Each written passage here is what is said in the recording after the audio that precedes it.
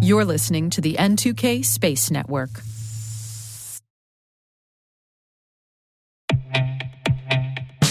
Krogel is AI built for the enterprise SOC, fully private, schema-free, and capable of running in sensitive, air-gapped environments. Krogel autonomously investigates thousands of alerts weekly, correlating insights across your tools without data leaving your perimeter. Designed for high availability across geographies, it delivers context-aware, auditable decisions aligned to your workflows. Krogel empowers analysts to act faster and focus on critical threats, replacing repetitive triage with intelligent automation to help your SOC operate at scale with precision and control. Learn more at Krogel.com. That's Krogl.com.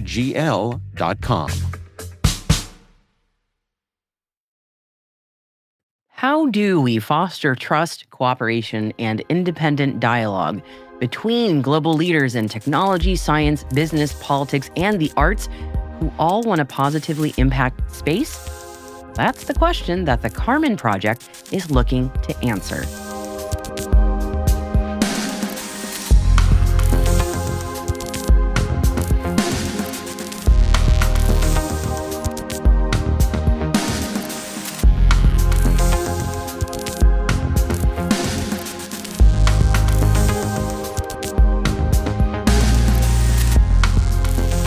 This is T-Minus Deep Space.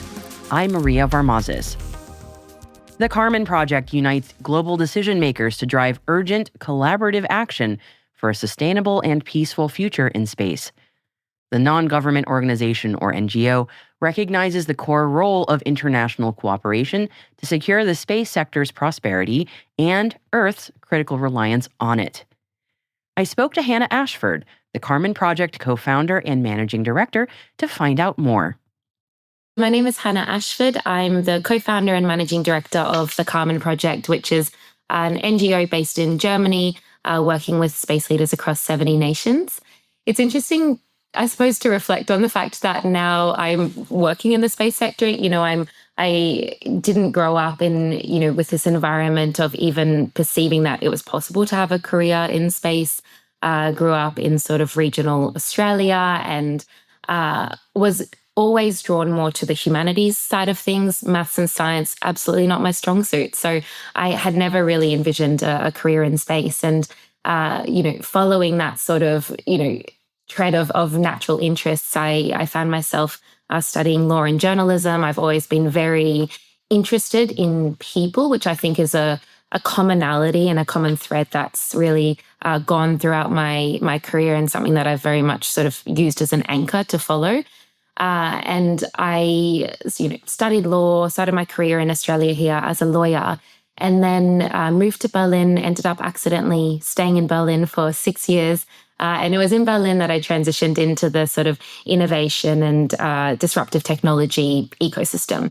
And it was through that world that I discovered space and started to become, really cognizant of what was happening in space, the level of activity, the opportunities and the challenges that are attached to the increasing activity in space. And I'm a person who's always been incredibly interested in geopolitical dynamics and how things are really sort of working at, I suppose, that macro bird's eye level. And once I started to really understand all of that and everything that was happening in space and also its capacity to, address many of the most time-critical challenges that we face on Earth, I just sort of became hooked and started to, go to little meetups and get more involved in the local ecosystem there. And at the time, I'd been managing some sort of corporate innovation programs for Airbus and some other space companies. And that's where I met some of the co-founders, and they, pitched this need and this idea to me. And then I sort of came into the picture very much from that people aspect. Never thought I'd work in space. So it's been, a very big journey of technical upskilling as well over these years, but incredibly grateful to be here and to have been able to build the foundation that we've been managing to build over these years. That's amazing. I love hearing that journey. And it always warms my heart to hear people who go, space wasn't really what I thought I'd be doing, but I ended up here. I think that's just so great because that's the journey for a lot of us. Yes, and it's just very validating. Right? Right, exactly. And it's just wonderful to hear that and to hear what you've been doing. And speaking of, so the Karman Project, your foundation, tell me a bit about what you all do, because it is very fascinating work. Oh, thanks, Mary. That's super kind. So, so we really set out to build a cooperative and peaceful future in a space that was very much centered and grounded around people.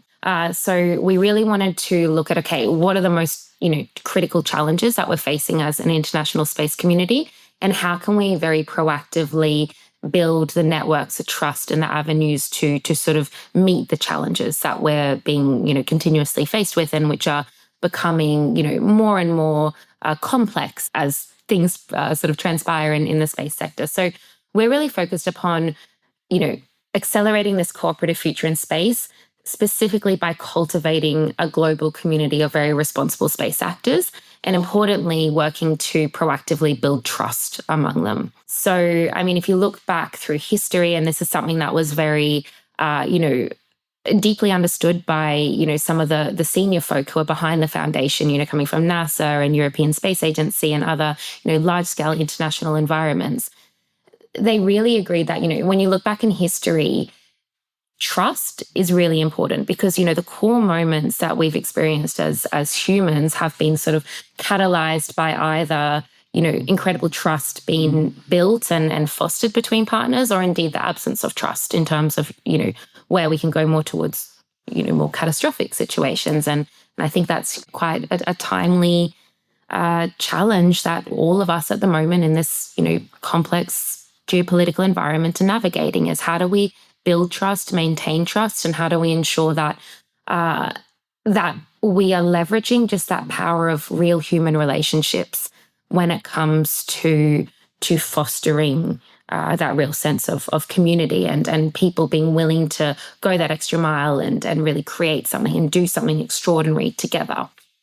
So for us, that starts with focusing on people. Particularly people who are in, positions with decision-making power, and working with those people to leverage that power in a responsible manner and ensure that they're, proactively learning what's happening across other ecosystems in the world, that they're considering how it is that they make decisions, and more importantly, that they're really reflecting on, okay, what levers can I pull to create good in space and for the benefit of the various communities and people that space ultimately serves. So that's a bit of, I suppose, the why in terms of why we started the foundation. And then concretely, I mean, of course, we run a number of different programs that are really centered around those principles and that mission to proactively build trust and cooperative relationships between people. So we work with leaders from, at the moment, just over 70 nations across the world. It's an incredibly multidisciplinary approach to space that's really important to us to ensure that we're proactively bringing together, astronauts, agency heads, industry leaders, researchers, artists, and creating environments where they feel safe and supported to speak with one another and to share, their dreams, but also their biggest fears in space right now, and to learn from one another and to really look at what it is that they can do using their power as individuals and as leaders of different, high impact organizations, but importantly, what they can also do together. So what practical avenues exist for people who otherwise perhaps wouldn't never cross paths? How can we bring them together, and how can we ensure that they are finding avenues to work together?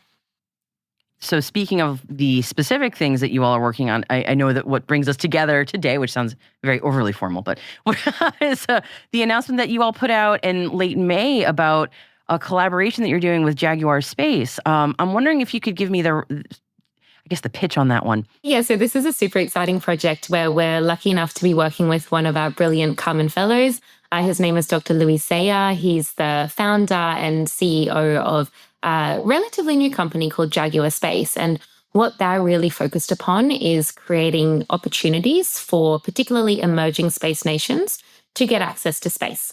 So I think it's important to sort of understand and look back to sort of the Karman Fellowship program to really understand how we landed it at this point. And And, with the fellowship, so what we do is we work with, this independent selection board of, brilliant people from across the world. And together they identify from a larger pool of applicants, 15 people each year who they believe have the ability and acumen to really shape the future of space. So we're looking at people who are incredibly smart, but also very well-intentioned and who genuinely have a desire to go out there and do things sort of above and beyond the normal scope of their day-to-day, right? That's grounded in 3 pillars. The first one is leadership. So we really work with our fellows to ensure that they are considering how they make decisions, particularly in, these more uncertain and volatile times. We ensure that they are learning from one another and gaining understandings and insights into other regions of the world. So, ensuring that the top leaders in the US and China and India are cognizant of what's happening in Costa Rica and Kenya and the Maldives and the Philippines. So ensuring that, when they're making decisions, they're not doing that with their blinkers on, and that they're doing that with a robust understanding of, what the priorities and challenges are that, their counterparts and colleagues across the world are dealing with in their day-to-day. And then the second pillar that we, work on with our fellows is dialogue. So creating very safe spaces for them to speak openly about what's happening in space now and in the future of space. And that's really well supported by different partners we work with, like the University of Oxford and their space initiative. So we convene together with them, bringing, academia and different worlds together with our sort of industry leaders to discuss and think about the future of space. We work with other international organizations contributing at a UN level and to forums like the International Astronautical Federation. But then importantly, the third action, we never just wanted to be sort of a think tank or something where people just simply talk and then don't go out there and actually change what they're doing. So the most important pillar, I would say, of our entire foundation is action, because we also have found that the way that we build trust between people is when they work on projects together and when they have a very tangible shared goal, right? Yeah, absolutely. Yep. So, grounded in that action pillar is, a very strong call to action that we give to all of our fellows to say, okay, what are you doing? What influence do you have? And importantly, as I said earlier, what can you do together? How can you leverage your responsibility for good? And Luis was among our fellows in 2023. And that year we take our delegations to different ecosystems across the world to ensure that we're really sort of grounding these conversations in, very real world contexts. And in that year, we brought the delegation to the Maldives with the Maldives Space Research Organization and created a program that was really looking at how to leverage space technologies for some of the most, immediate challenges that they're facing as a, small island nation, one of the most vulnerable climate nations in the world. So really looking at how we can leverage space for, early warning systems, for large weather events, how to monitor illegal fishing, how to track megafauna and the health of coral ecosystems, which is so important to our economy and tourism, and all of the flow-on effects, right? And it was also in that time, though, that the fellows were very much reflecting upon, okay, when you're talking about an emerging space nation and how to engage and how to build those very first sort of seeds of a space program, of course, you need to look first and foremost at how to service those immediate needs of the region and of the population and, the people that we're trying to serve, needs, right? Yeah. Yes, absolutely. Yep.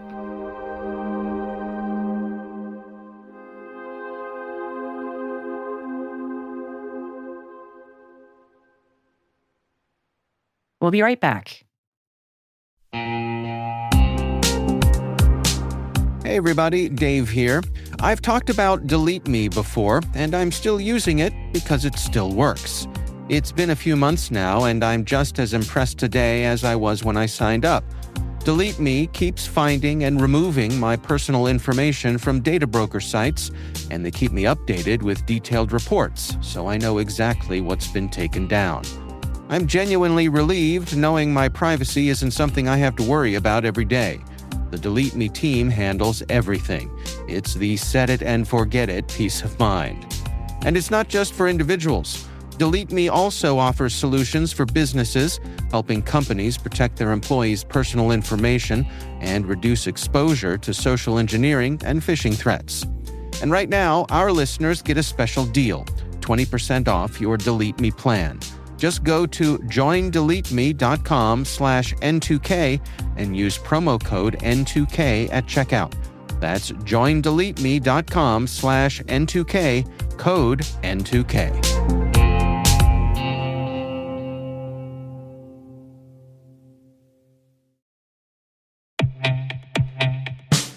And now a word from our sponsor, SpyCloud. Identity is the new battleground, and attackers are exploiting stolen identities to infiltrate your organization. Traditional defenses can't keep up. SpyCloud's holistic identity threat protection helps security teams uncover and automatically remediate hidden exposures across your users, from breaches, malware, and phishing to neutralize identity-based threats like account takeover, fraud, and ransomware. Don't let invisible threats compromise your business. Get your free corporate darknet exposure report at spycloud.com/cyberwire and see what attackers already know. That's spycloud.com/cyberwire.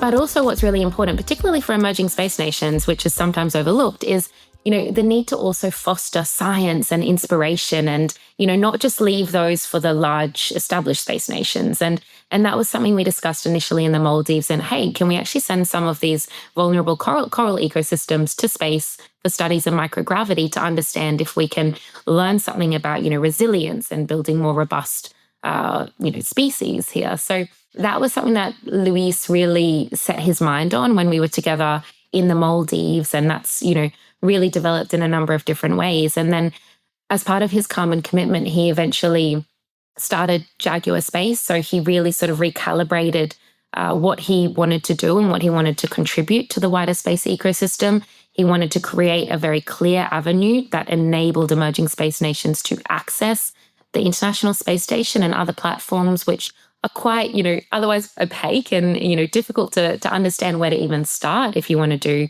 any of these, this type of, science or...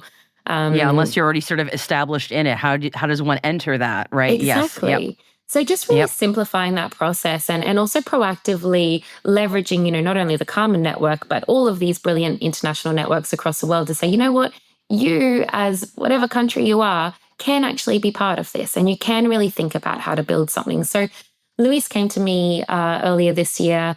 He essentially had this opportunity to send these agricultural payloads to the International Space Station. He's a specialist in bioastronautics, has done so many brilliant, experiments over the years on the ISS and other platforms.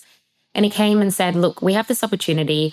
I want to contribute an entire payload to a whole host of emerging space nations. And I want to reserve one part of that payload specifically for the Karman project. And let's go and talk to our community and find 4 countries who have very culturally significant payloads and seeds, want the opportunity to study those for research and outreach purposes.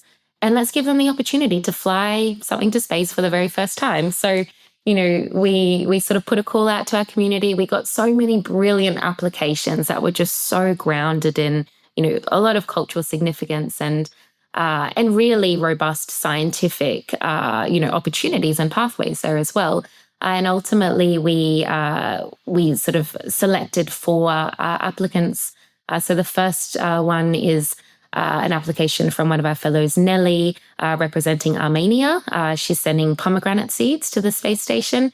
Secondly, we have some seeds coming from Egypt, from Sarah Sabri, the Egyptian cotton seeds. Then we have from Temadeo in Nigeria some melon seeds, which will be sent. And then finally, we have some wheat seeds from Pakistan being led by one of our Karman pioneers, Mahad Naya.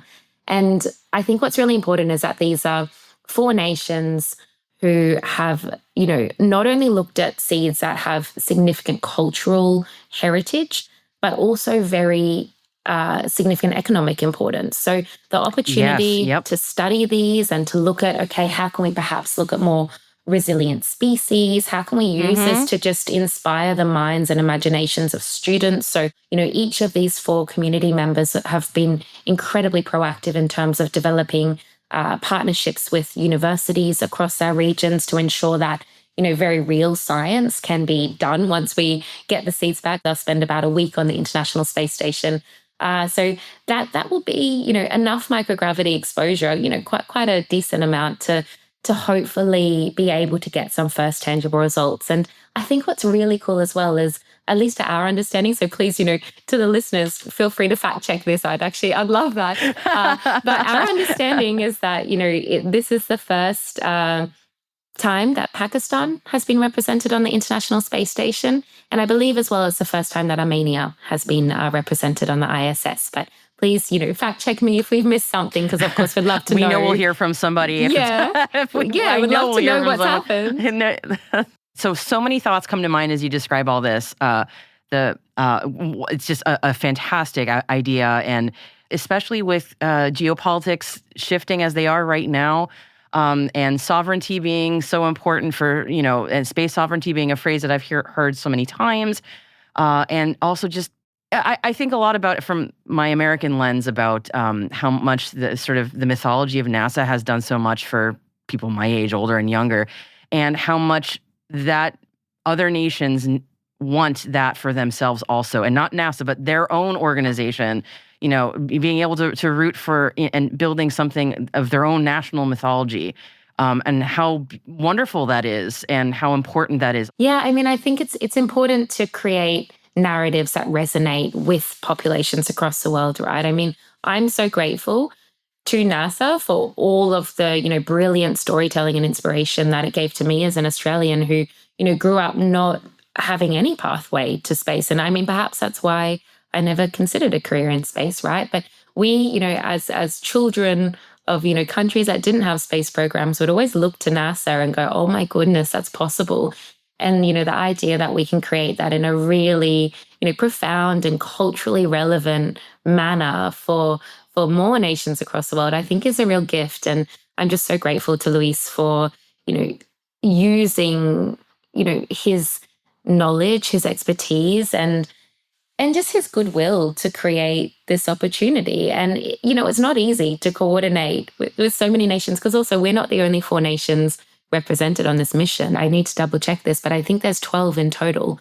So Luis is working so hard, working at importing seeds from all across the world and supporting agencies and NGOs and academic institutions in having access to this opportunity. And it's a real mission in every sense of the word. And I think it's really special to see people just go so far out of their way to create opportunities that can have, hopefully quite a catalytic effect in the relevant ecosystems across the world, and yet tell those narratives that land in such a core human way to the people of those nations. Hannah, thank you so much for telling me about it, and just what a beautiful idea. It's so resonant, human. I love it. Is there anything else about this and what you do that you wanted to mention to the audience, since it's sort of the free space time, as I mentioned on that email? If there's anything you wanted to mention that I didn't touch on, that you wanted to get across, it's your opportunity. Look, again, all credit to Luis and the team at Jaguar Space for creating this opportunity. I've never sent anything to the International Space Station or been involved. I've never seen a rocket launch. So, it's so exciting on so many levels. And in terms of what's next at Karman, the delegation of Karman Fellows of 2025 will actually be going to India later this year, to Bangalore, for the flagship convening of the fellowship program. So we'll be hosted by Satshore, and we'll be really grounding these fellows, looking into this, incredibly vibrant ecosystem that, of course, has so much incredible leadership at a state and governmental level with the amazing work that ISRO is doing, but also this really thriving private sector ecosystem that is, serving so many immediate needs. But I think India is a really interesting example of a country that's straddling, addressing the, very real and emergent needs of that population,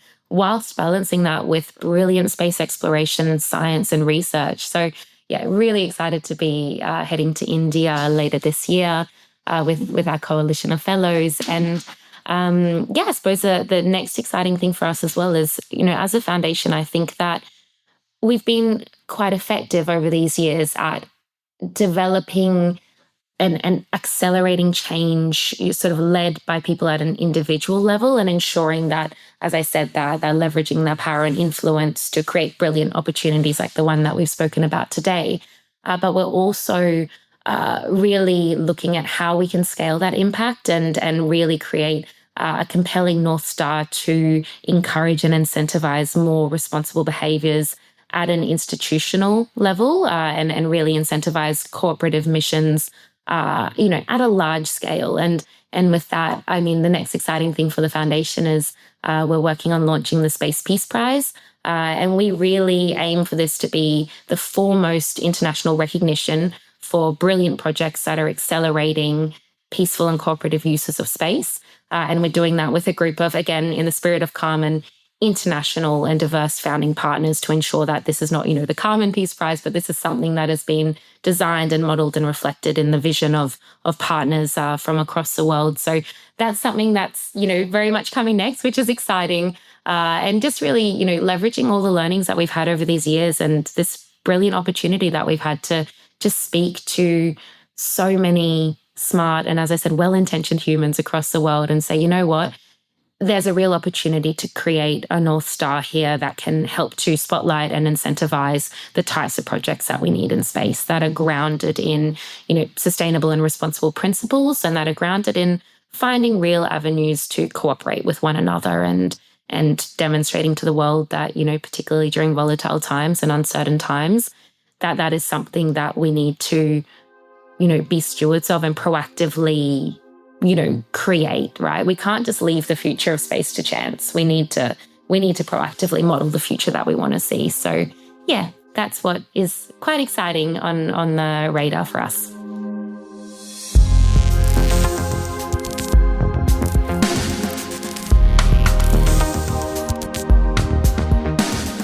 That's T- Deep Space, brought to you by N2K Cyberwire. We would love to know what you think of our podcast. Your feedback ensures we deliver the insights that keep you a step ahead in the rapidly changing space industry. If you like our show, please share a rating and review in your podcast app. Please also fill out the survey in the show notes or send an email to space@n2k.com. We are proud that N2K Cyberwire is part of the daily routine of the most influential leaders and operators in the public and private sector, from the Fortune 500 to many of the world's preeminent intelligence and law enforcement agencies. N2K helps space and cybersecurity professionals grow, learn, and stay informed. As the nexus for discovery and connection, we bring you the people, the technology, and the ideas shaping the future of secure innovation. Learn how at n2k.com.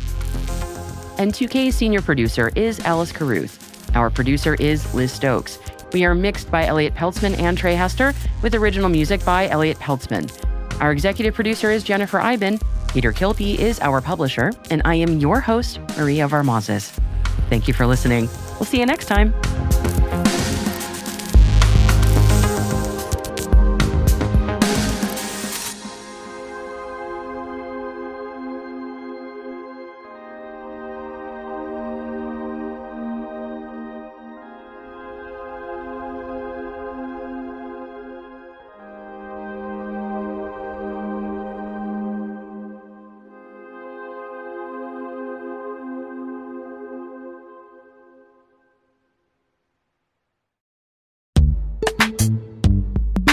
CISOs and CIOs know machine identities now outnumber humans by more than 80-1. And without securing them, trust, uptime, outages, and compliance are at risk. CyberArk is leading the way with the only unified platform purpose-built to secure every machine identity, certificates, secrets, and workloads across all environments, all clouds, and all AI agents. Designed for scale, automation, and quantum readiness, CyberArk helps modern enterprises secure their machine future. Visit cyberark.com/machines to see how.